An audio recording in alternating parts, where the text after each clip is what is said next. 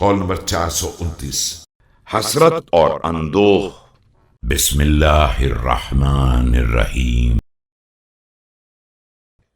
إن أعظم الحسرات يوم القيامة حسرة رجل كسب مالا في غير طاعة الله فورثه رجل فأنفقه في طاعة الله سبحانه فدخل به الجنة ودخل الأول به النار۔